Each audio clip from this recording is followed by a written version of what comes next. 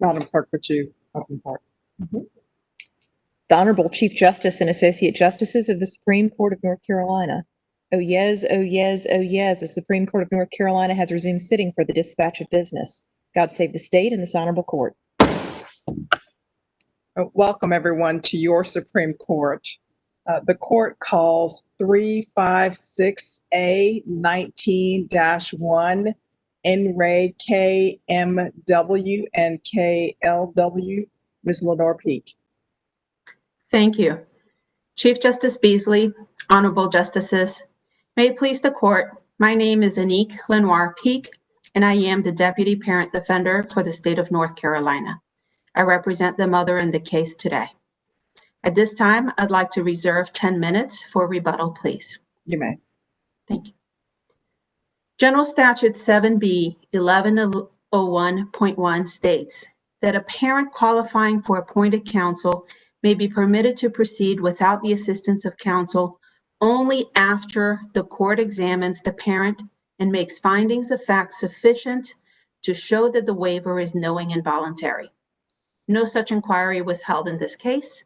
The termination order must be vacated and remanded.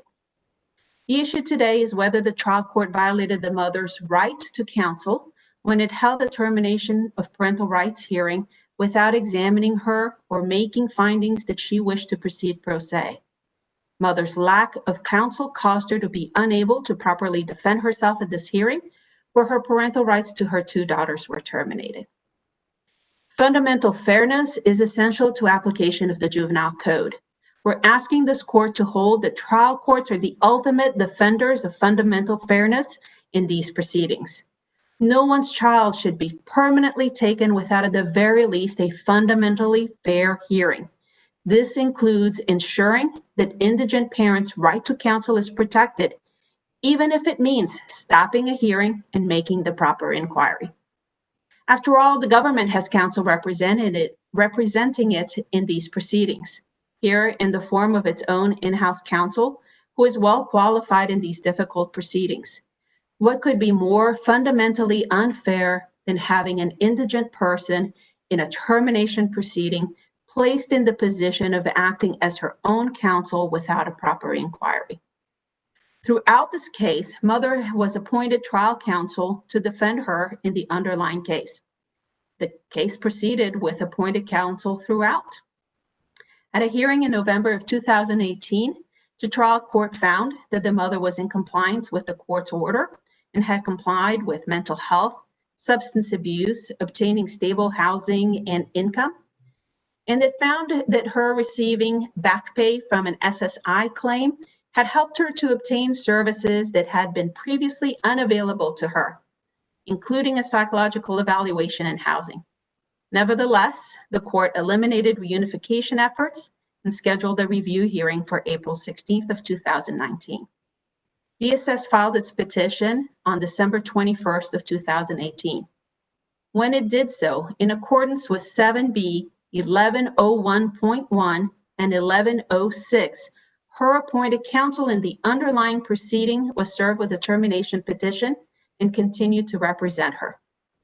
Now, the facts I'm about to go into are a little bit unusual because on January 8th, the court held a hearing based on appointed counsel's motion to withdraw. At that hearing, the trial court heard from both appointed counsel and the mother, and they indicated that the mother was going to be retaining counsel for the termination only. At that point, appointed counsel would continue to represent her on the underlying action. On that day, the mother signed a waiver of parents' right to counsel form, which is found in your record at page 33, which reflects the termination file numbers and indicates that she would hire her own counsel. The box for proceeding pro se was not checked, and the court did not go into an inquiry about that. It was very clear to everyone present that she was not intending on proceeding pro se, but simply that she was retaining counsel for the termination hearing. Retained counsel, probably hired with some of that back pay that she received from SSI, filed motions for extension of time to file an answer on her behalf 2 weeks later and made an appearance. A permanency planning hearing was then held on April 16th. The mother was not present at that hearing. The court released her appointed counsel, but there's no indication that a motion had been filed by appointed counsel or that she received appropriate notice about his intention to withdraw. That same day, on April 16th, the GAL filed a motion asking that the mother be found in contempt of court. You see, on March 25th, she took a gift over to the children at their placement provider's home. She wasn't supposed to have any contact with her daughters. So the GAL asked the court to hold her in contempt and lock her up. The court issued an order to appear and show cause that same date, indicating that she needed to be present in court on April 30th. Mother assumed the matter was criminal, and in fact, she was present at the criminal district court on that day. Her appointed counsel, who had been previously released, saw her in that other courtroom and told her that she was in the wrong courtroom and gave her some advice about her options. Now, the court didn't call this matter until after 12 o'clock. At that point, she was no longer in the courtroom. Former appointed counsel then asked the court to continue the matter so that he could discuss with her retained attorney what had happened. The matter was continued to May 14th. No notice of hearing was issued for May 14th. And in fact, the continuance order setting the matter for May 14th was not even filed until May 21st, after the hearing. Yet less than 3 hours after the court announced that the continuance to May the 14th, retained counsel filed his motion to withdraw as counsel of record in the termination order. His motion to withdraw was heard and allowed on May 14th. Neither the motion nor any notice of hearing was sent or served on the mother. Is it your argument for purposes of today that she had no notice that the motion to withdraw was being made? You mean from the retained counsel, Your Honor? Correct. Retained counsel represented that he told the mother that he would be moving to withdraw, but there is no, that is correct. We don't know for sure that she was aware that May 14th would be the date on which this matter would be heard, either on the motion to withdraw or on the contempt. Is there anything in the record suggesting that his representation was false? I'm sorry? Is there anything in the record suggesting that his representation was false? No, absolutely not. However, there's not even a notice of hearing for his motion. So we don't know. And again, there was no notice of hearing for May the 14th. So we don't know exactly what was said. He didn't discuss that other than he said that she had asked him to withdraw. And again, we don't know why that was. We don't know whether it's she ran out of funds or whatever. And that he had tried to obtain her presence there, but we don't have a written notice or anything to show that she was served. Is there any, I mean, there is requirement that she have notice. Is there any requirement that it be written as compared to verbal? That is correct. And that is what the prior case law has always held, that if an attorney moves to withdraw, that the notice should be served in writing and that she have notice of the hearing. So the concern here is that on April 30th, which is when the court set this May 14th date, technically she had no one. She had no one there to even transmit to her the information that the hearing would be held on May 14th. I apologize. I'm getting confused with all my dates. I'm trying to keep them straight as best as I can. I don't think you're alone in that regard, so backtrack to the extent that you need to. Thank you. While you say in your brief that the representations of the mother's counsel that was retained was not evidence, nonetheless, the DSS states that as an officer of the court, the trial court was fine to rely upon the representations that counsel had done all that he could to the mother to come to court, and that the mother had knowledge that he was going to seek to withdraw. Why is that not sufficient for the trial court to move the matter forward, especially considering the best interests of the children would dictate that the trial court try to move matters along. I understand Your Honor's concern. However, even if he asked trial counsel to withdraw from the case, and again, we don't know exactly what the discussion was between the two of them. I will note for the record that she has been present at every hearing where she had a proper notice of hearing. And so the concern would be that was there a discussion between her and her counsel, her retained counsel, that when he moved to withdraw, she had the right to come back to court and ask either for counsel to be appointed to her or not. But the other concern here is that 7B 1101 specifically states that in order for a court to allow the mother to proceed pro se, an inquiry has to be made. Her asking her retained counsel to withdraw, again, and we don't know what the basis is for that request, is not a waiver of her right to counsel in this. I can't recall if it was DSS or the GAL who said in either one's respective brief that the mother hadn't been to court in 5 months, and as a result, it would not have been an available opportunity to give her direct notice. So from a trial court's perspective, what should the trial court have more reasonably done in light of the fact that the retained counsel was seeking to withdraw, in light of the fact that he had not been able to get her to court and that she had not been to court in 5 months? Well, Your Honor, I think that's quite a little bit of an inaccurate statement, and I'll explain why I think that. There had been no proceeding in the court for 5 months, so there wasn't anything for her to attend to. She was at the hearing on January 8th. That was the last hearing for which there was a proper notice and a motion to withdraw. Again, this is where the whole waiver was signed.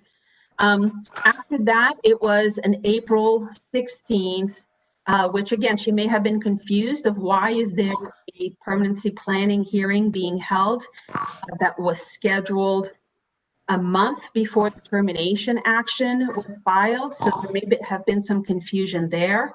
And she was represented by retained counsel on that day. Now, I will say that when the show cause was issued and she was told to be in court on April 30th, she was present in court on April 30th. Now, she was not present at the time that the case was called, but who knows if she ran out to put money in her parking meter, if she was under the impression that another case was going to take up all morning and therefore she didn't need to wait.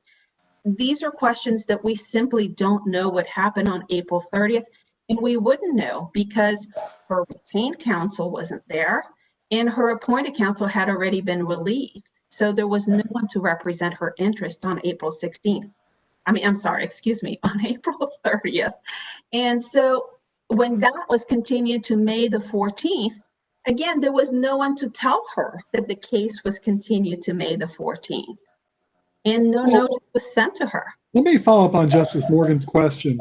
From the trial court's perspective, after she hired retained counsel, how is the court supposed to be on notice that she was still indigent and that he needed to engage or she needed to engage in the colloquy about appointed counsel? So the waiver itself, if your honors would like to look at on record page 33, the waiver itself does not indicate that she is retaining counsel and that she is no longer indigent. There's no finding about that. And in fact, lots of indigent respondents and defendants in cases hire or retain attorneys by borrowing money from family members or whatever. We know that she is indigent because of the fact that she receives $500 a month in SSI. And even though she received a back payment of $7,500, we also know from the court's order, and by the way, this is the same trial judge who heard all of the hearings, so she was well acquainted with the client. And so we know from the court's order that she at least spent some of that $7,500 to obtain a psychological, to obtain other services, to obtain housing, and probably to obtain the counsel that withdrew in this case. Am I remembering correctly, and forgive me, because we do, as you know, we have a few TPR cases on the calendar this week. Am I correct that after her retained counsel withdrew, she never actually requested that the court appoint her new counsel? That is correct. She did not. But there is nothing to show that she was aware that she could request counsel to be appointed to her or not. But more importantly, the statute itself provides that a court shall not allow an indigent parent to proceed pro se without making a proper inquiry and putting it on the record. That never happened here.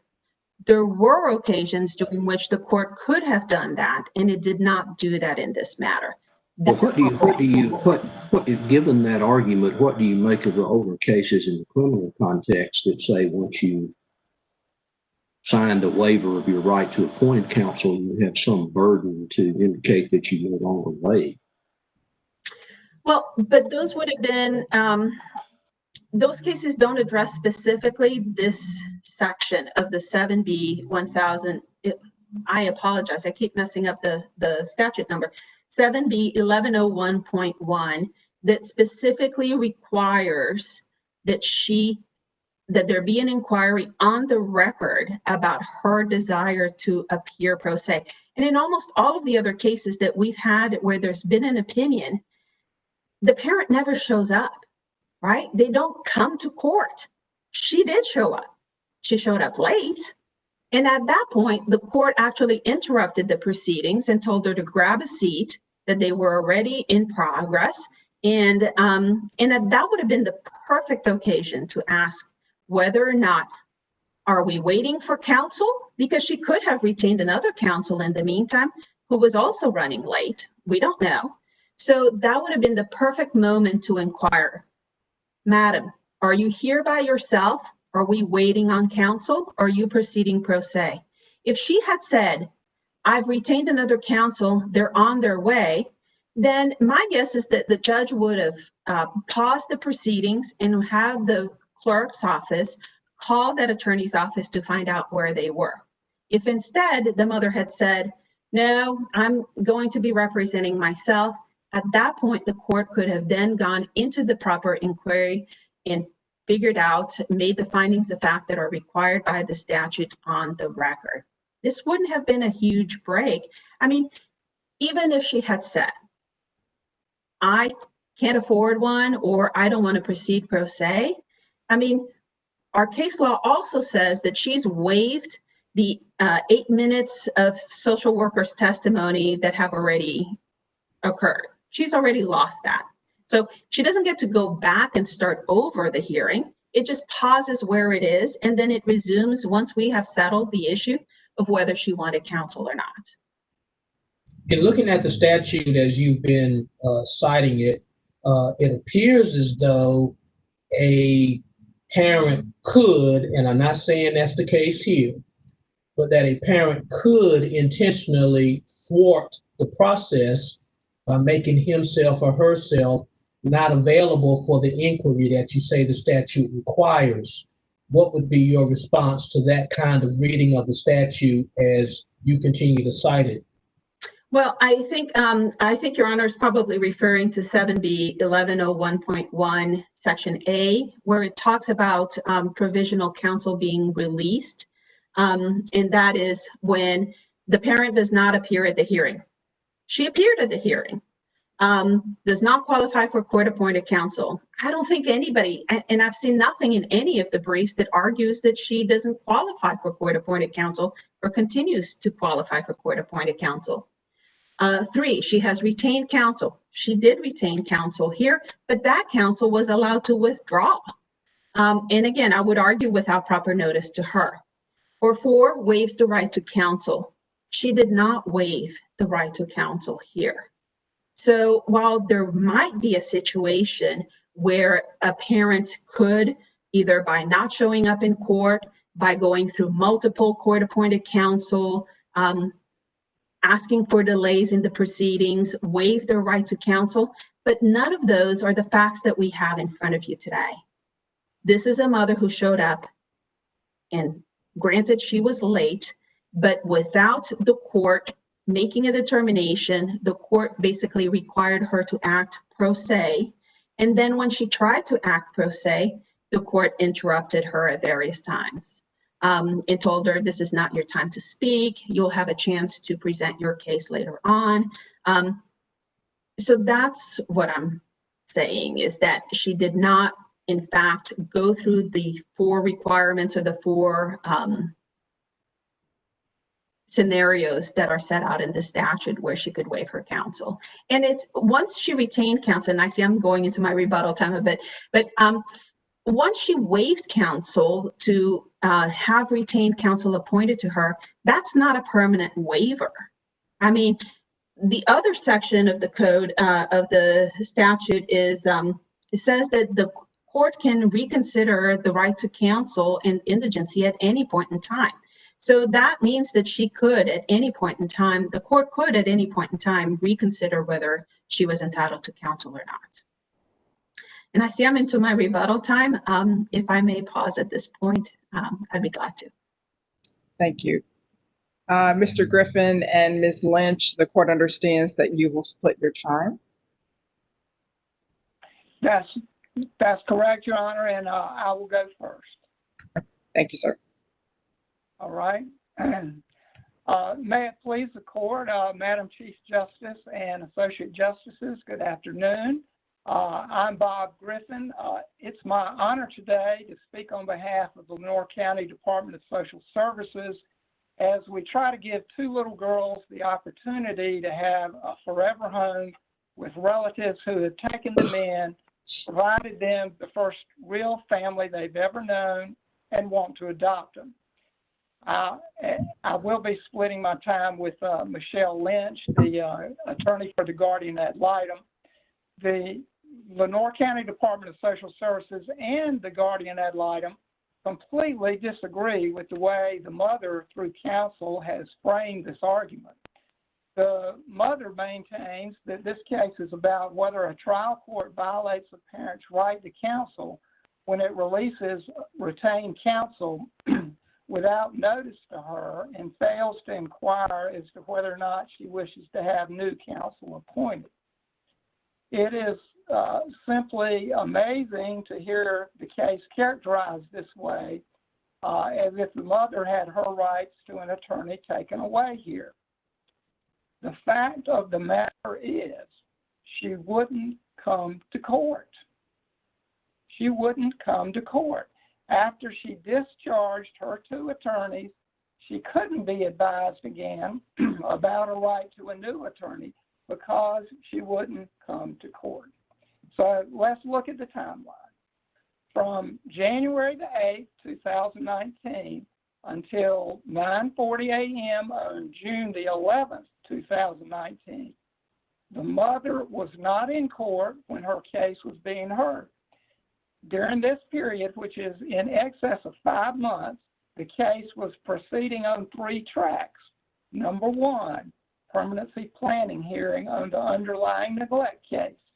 Number 2, show cause motion for the mother to be held in contempt of court for a surprise nighttime visit to the home in another city where the girls were staying.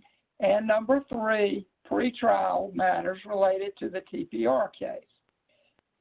And she wouldn't come to court for any of that from January to June. Here are the details. January the 8th, 2019, the mother appears in court. She says she wants to hire her own attorney for the termination case. She signs a waiver of counsel. Her first attorney, Mr. Perry, is relieved on the TPR, but he remains on the underlying neglect case. April 16, 2019, the mother no-showed for the permanency planning hearing. She had been given notice. Mr. Griffin, just to make sure that I'm following you, was there any proceeding in court in any of these three cases between, or these three phases between January and the April date that you mentioned? I'm sorry, I don't understand your question, Justice Irvin. Well, and I apologize for not being clearer. Was there any in-court proceeding in any of these three proceedings, the underlying abuse, neglect, dependency proceeding, the cause proceeding, and the termination proceeding between the January date that you just finished talking about and the April date that you were getting ready to talk about before I interrupted? Were there any in-court proceedings? Yes, sir. Yes.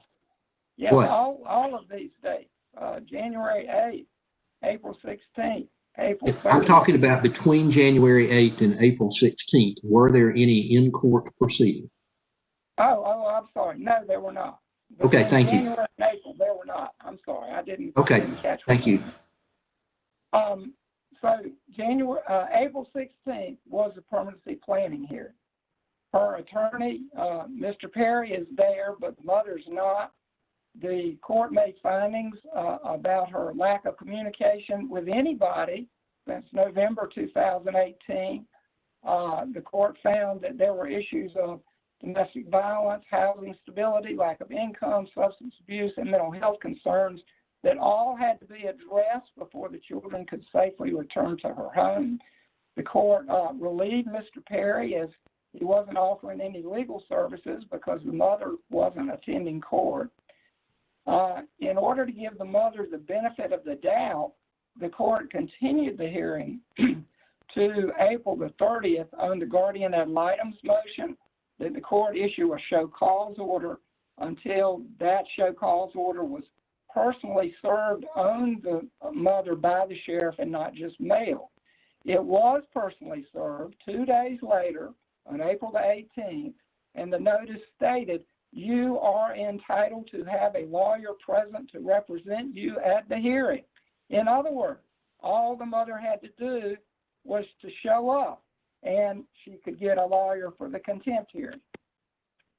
Next day, April the 30th, the hearing on the motion to show cause. She came to court. She spoke to her former attorney, Mr. Perry, while other cases were being heard, but she didn't remain for the hearing on the motion for show cause.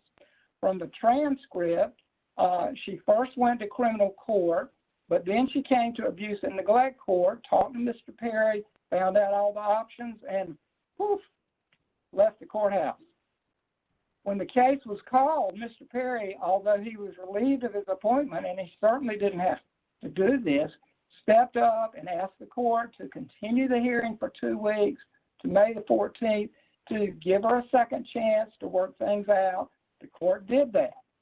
Also, very important, also on April the 30th, 2019, her second attorney, Mr. Dawson, her retained counsel, presented a motion to withdraw at her request.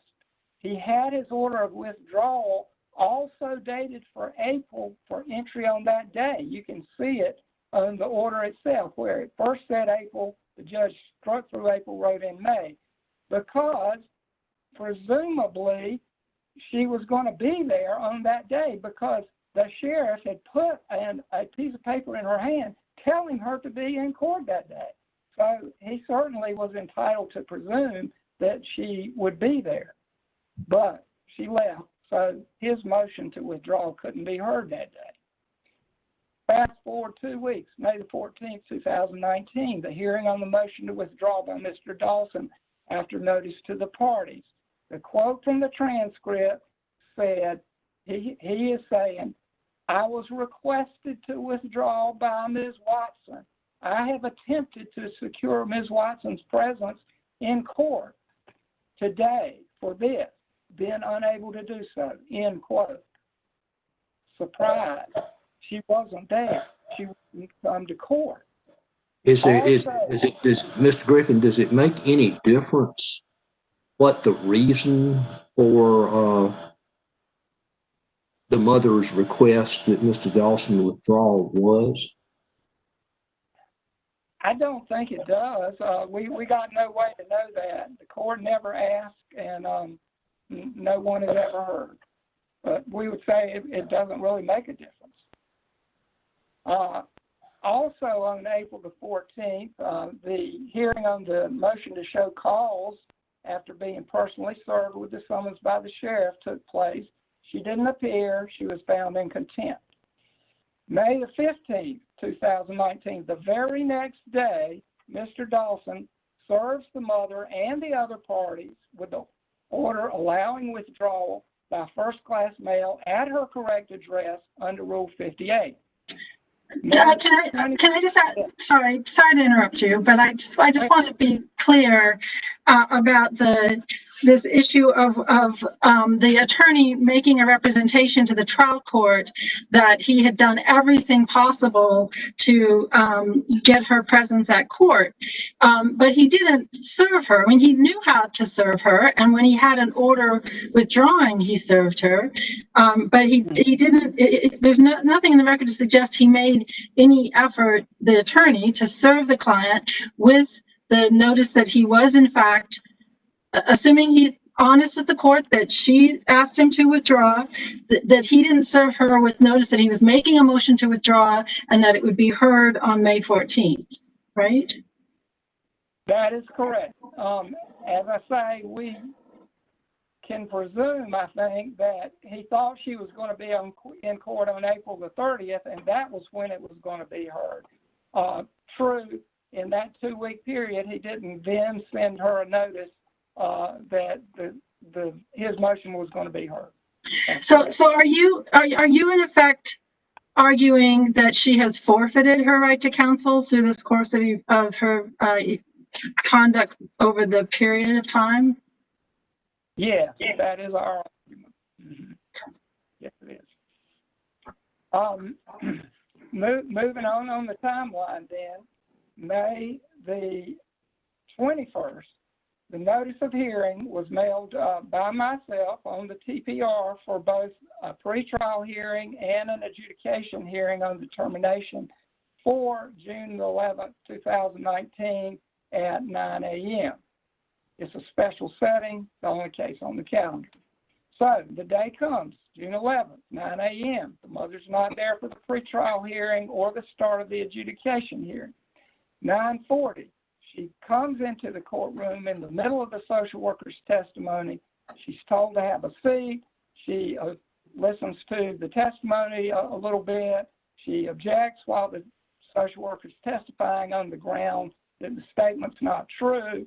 The judge overrules her objection and patiently explains to her that the statement is not true, is not a ground for objection, and tells her that she will get her turn to testify. The mother then asks questions on cross-examination when the social worker finishes her direct testimony. At the appropriate time, the mother takes a witness stand, offers her own testimony. All that is fine.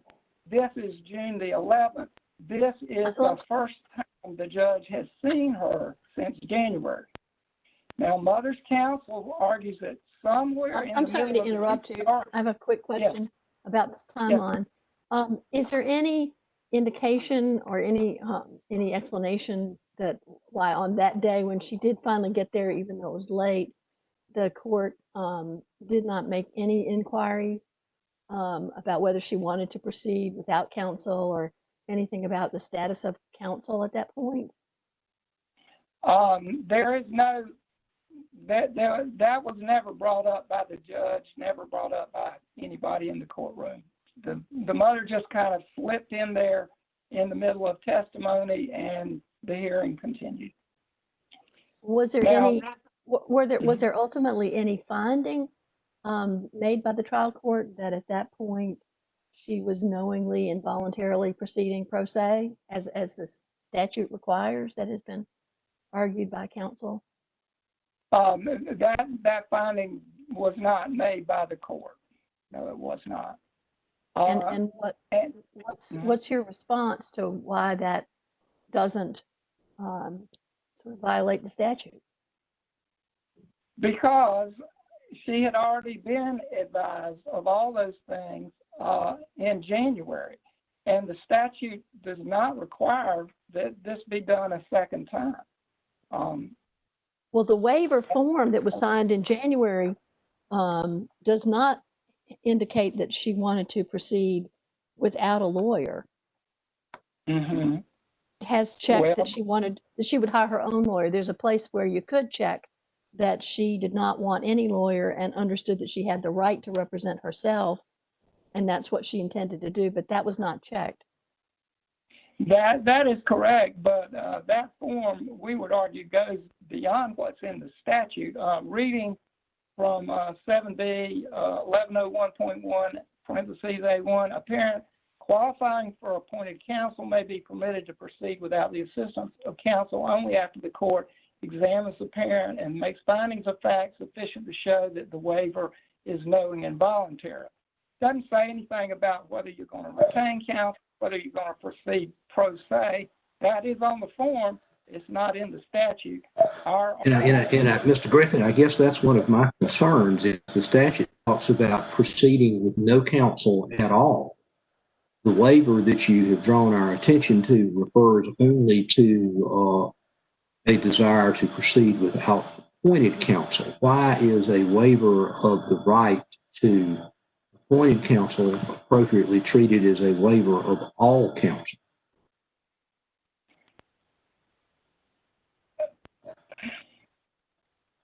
Well, that is a good question. I think the statute itself says that if you can find that the waiver is knowing and voluntary, then you have waived your right to appointed counsel. And Mr. Griffin, when did the mother waive her right to all counsel?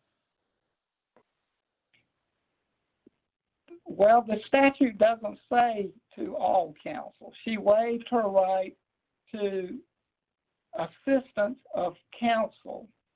May I speak? In the language of the statute, waived her right to assistance of counsel, and the court found that her waiver was knowing and voluntary in the January proceeding.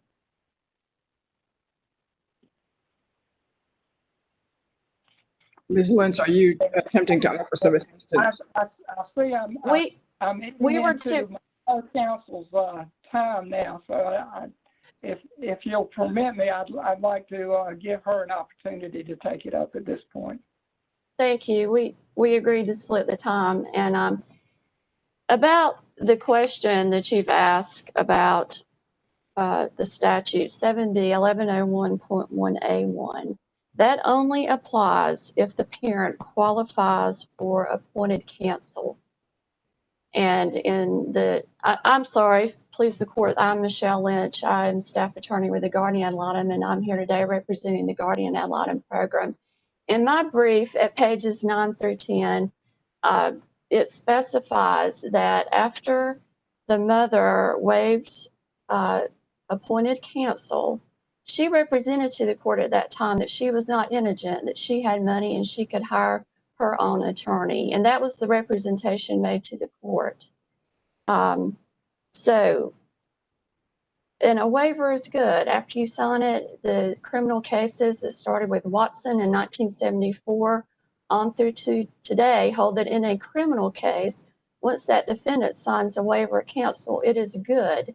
And after they sign it, it is incumbent on the defendant to let the court know if they would like to have an appointed counsel, if they've hired counsel and then let them go. It's not the court's duty to inquire of them if they show up in court without an attorney. It is that defendant's duty to let the court know that they want appointed counsel.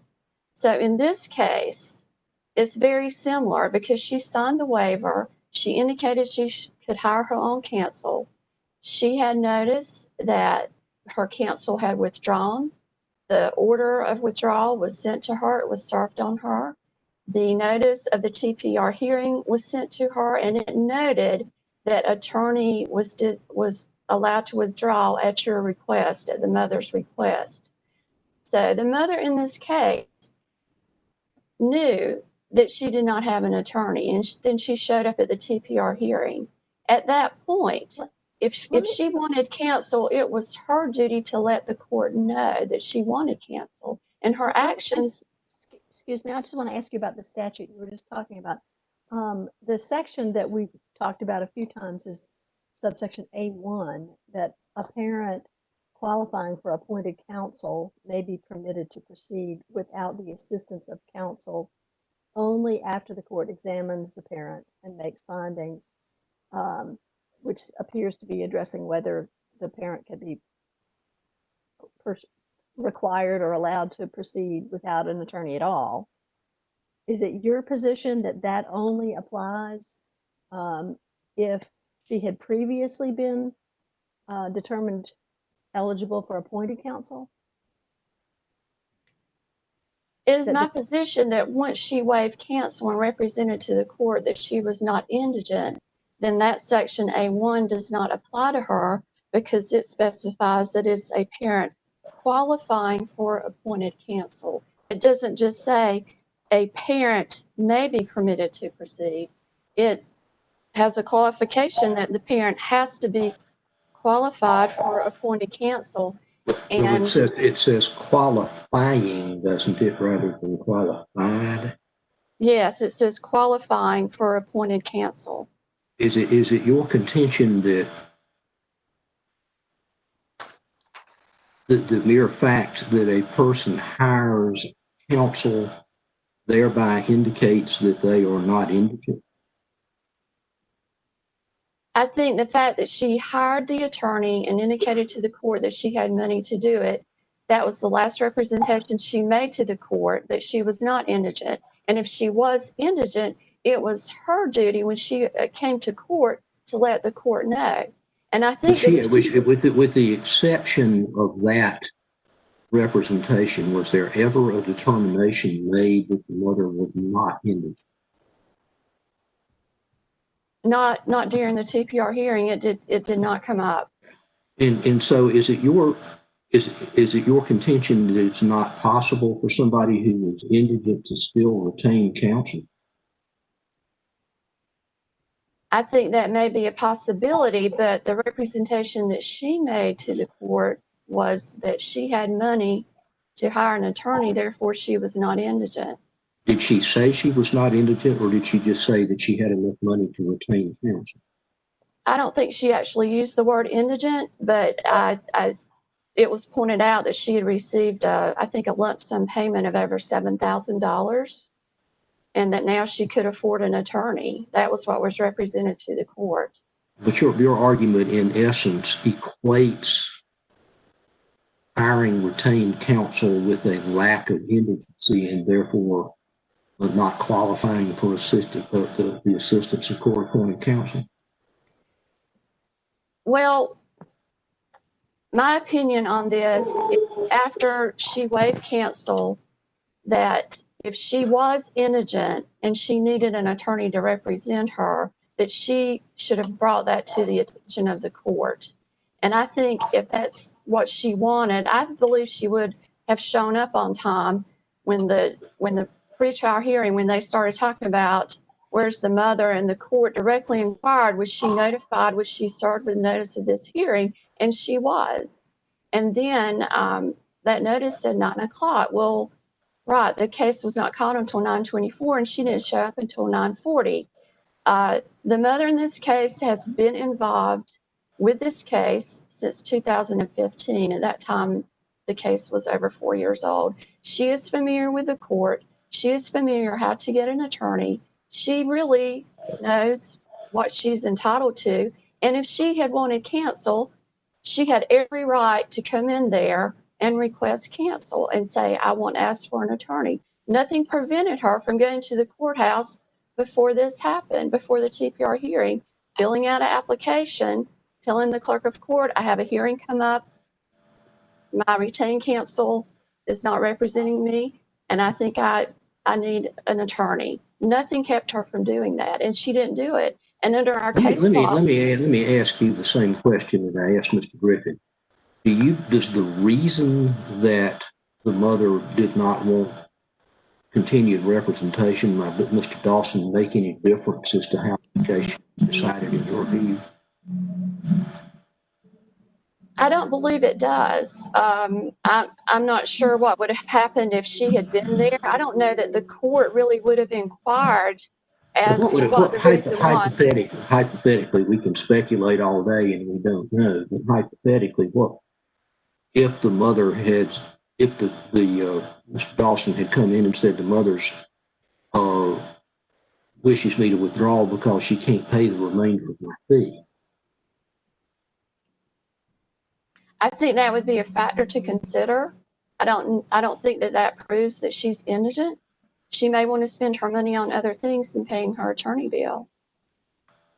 The fact that she, her other attorney, that she didn't even communicate with Mr. Perry in the underlying case, and she didn't object or do anything when he was allowed to withdraw, shows that it sounds like she just didn't want an attorney.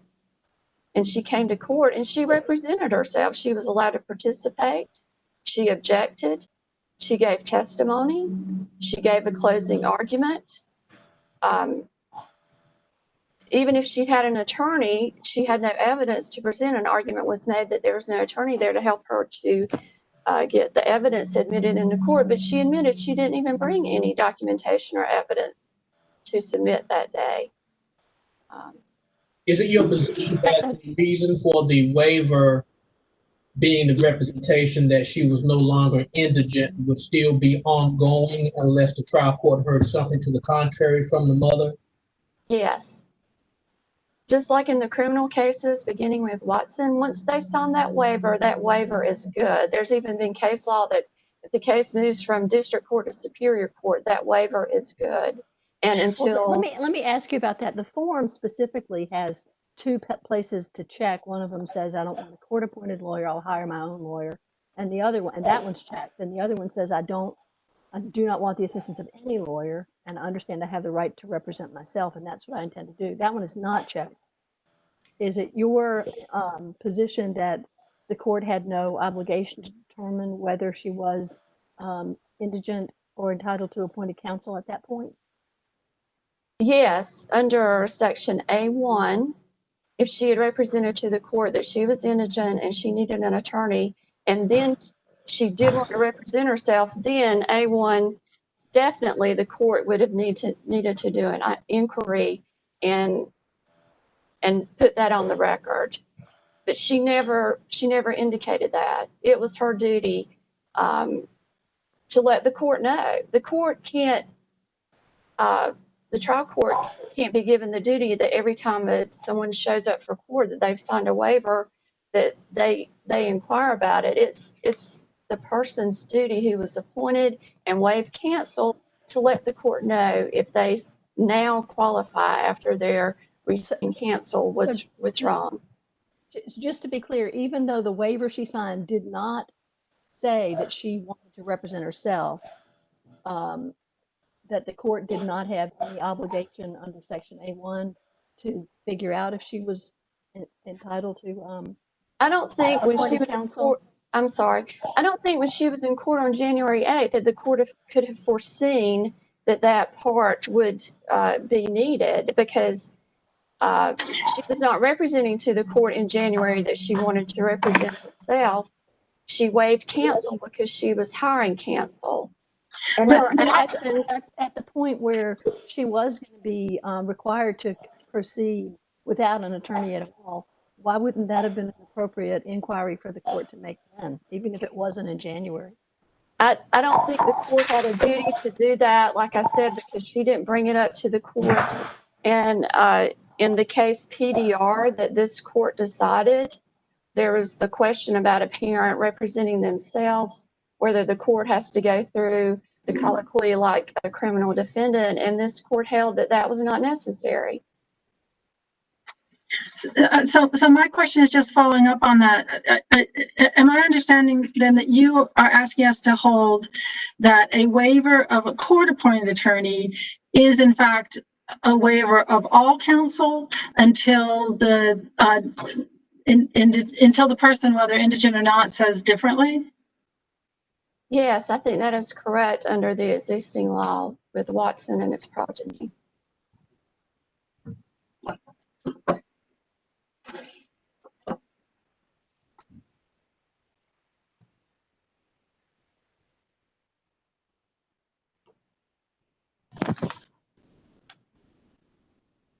I believe that is all. Thank you. Thank you. Ms. Lanarkey. Thank you, Your Honor. First of all, I would like to address the issue of whether or not the mother was indigent and whether the court knew or had reason to know that she was indigent. As has been pointed out, the waiver form itself makes no representation that the mother was in fact not indigent any longer. And specifically, I'll point out that in the same hearing, the court made very clear that appointed counsel would continue to represent her on the underlying action. I can think of no clearer statement by the court to a continued indigency status than allowing appointed counsel to remain on the underlying. The court also had another option here, which is that it could have made a finding and a court order that she is no longer indigent, and it did not do that. That is one of the options that is set out under 7B 1101.1. It did not do that. Instead, it said simply that she was going to be retaining counsel. I wanted to address briefly this matter, this much to do about her not being present at 9 o'clock when the hearing. Before you go on, just a very quick question. Was there a determination made at some point earlier in the proceedings that she was eligible for appointed counsel? Yes, that determination was made, I believe, and it's not part of the record, Your Honor. I apologize because it was made like back in 2016. This case is she's had appointed counsel throughout, and no one disputes that she's had appointed counsel throughout. And none of her prior counsel have ever moved to withdraw as far as I know. But again, Mr. Griffin, unfortunately, would be in the better position than I, since I was not involved in the case at that time. Well, I was going to ask you where it was in the record, but if it's not in the record, it could be problematic for us to try to rely on that. Except that it's very clear on the transcript of the January 8th hearing that she had appointed counsel and that appointed counsel would continue to represent her on the underlying. I think that's the clearest statement we have, that the court is aware that she is indigent, and therefore there's not been a contradictory finding that she is no longer indigent. Okay, thank you. So hearings in juvenile court, calendars tend to be very full. I will note that the January 8th hearing began at 12:10 p.m. The April 30th hearing began at 12:16 p.m. The May 14th hearing began at 10:31 p.m. So there's just no, I understand that she should have been there at 9 o'clock. I'm not asking to go back to 9 o'clock. I'm simply asking that at the time that this hearing, when she walked into the courtroom, that there be a rule, a per se rule by this court, that when a parent who qualifies for appointed counsel, an indigent parent, appears at a super important hearing, right? This is a termination of parental rights. That when they walk into the courtroom without counsel, that at that point, trial court has an obligation to preserve the fundamental fairness of this hearing by asking a simple question. Madam, are you here by yourself, or are we waiting for counsel? If she had said, I'm waiting for counsel, that would have taken a different track. If she had said, I don't have funds anymore to pay for a counsel, that would have been a different determination. If she had said, no, I don't like any of my attorneys, I choose to represent myself, then the court would have engaged in some colloquy with her about her understanding and a knowing waiver of her right to counsel. We don't have that here. When the statement she chose to spend her money on other things, we know from the record that what she chose to spend her $7,500 were on services that were required and found by the court on November 2018, that she had complied and that this money had actually assisted her in complying with the court's requirement. And also she did, right? Like she did spend this money on hiring an attorney. We just don't know how much was spent. We don't know how much of that money was left. What we do know is that instead she has a monthly income of $500 a month. Considering the information that's been given to us as the court, that this trial court was familiar with this mother, and in light of the suggested ruling that you say that we could make in terms of the outcome here, how would that suggested ruling jibe with this court's recognition that a trial court has the discretion as to how it manages how proceedings will go forward, especially if under these circumstances, the trial court would have to interrupt proceedings already underway to accommodate what you say should have been done? Well, first of all, I believe that the court has an obligation to maintain, they are the defenders of fundamental fair proceedings. And so it is incumbent on the court to make sure that when the government moves to sever parental rights, that it make the proper inquiry. Secondly, this is not an abuse of discretion. This is actually a de novo review because there is a statute that specifically says before a court will allow an indigent parent to represent themselves, they have to engage in some kind of question and answer to be able to know on the record that the parent is willful, has willfully and with full knowledge waived their right to counsel. That didn't happen here. The court already interrupted the proceeding to announce that the mother had walked in anyway. It would have taken a nanosecond to say, "Madam, are you here by yourself or are we waiting on retained counsel?" I mean, by that same logic that DSS and GAL argue, I mean, what if she had said, "I have retained another counsel and they're on their way here, but they're not here"? I mean, what happened is that when she walked into the courtroom, the court told her, "Please have a seat," presumably at counsel's table.